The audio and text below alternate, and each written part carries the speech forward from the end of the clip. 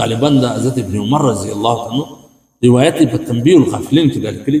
چې د متکبر سړي سره په تکبر کې یو څوک متکبر دی او مغرور دی روغبړ مو اوسه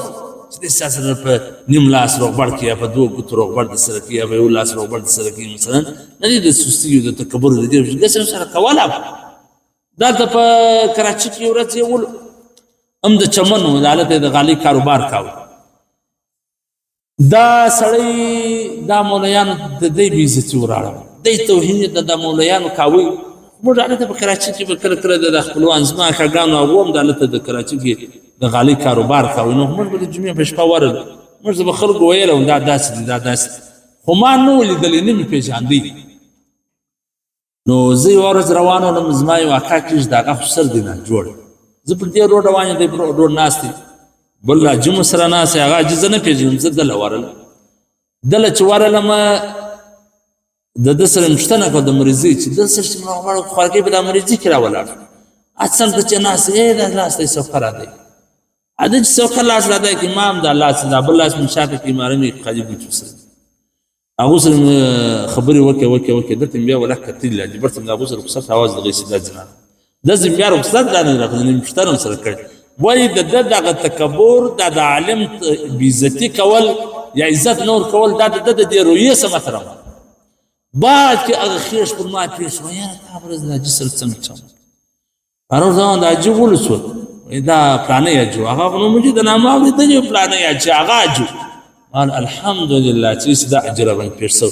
ویل دغه بعد اثر پر وکي دونی ذلیل دونی بی عزت سما بار ما دغه په ذین کرال چاوي متکبر سره تکبر وکړه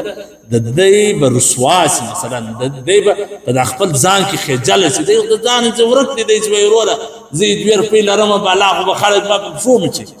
ستدلر دغه په څه مو کې ولاکه بیا یو تکبر نو ما ورته چې الحمدلله چې دا سړی دا چې و دوه مولایان دا رقم سره وکی ولکه بیا د بیا د مولوی بی عزت او توهین وکی خو خبره دا ده چې دا هر سړی متکبر دا زموږ د عجزي ده زموږ د خاکساري ده چې هر یو ورور سره کښېنئ کېږي حاجي صاحب کښېنه ولاکه راولاړ سي نه دی حاجي صاحب دې ته خوا د کښېنستی څه ملا خوږي حاجي صاحب داسې وکړه حاجي صاحب داسې وکړه حاجي صاحب داسې وکړه حاجي صاحب تو یې نه کړې حاجي صاحب چې یو چا له به ګټه هم نه ورسي یو غریب ته به ګټه هم نه ورسي زه مړي ورسره کښېنې کېږي لارې ورسره مټنه کې لار دا اخر نو هغه تکبر هم کې هغه غرور هم کې د ذره برابر تکبر په چا کې د جنت بوی هم پر حال یعنی ما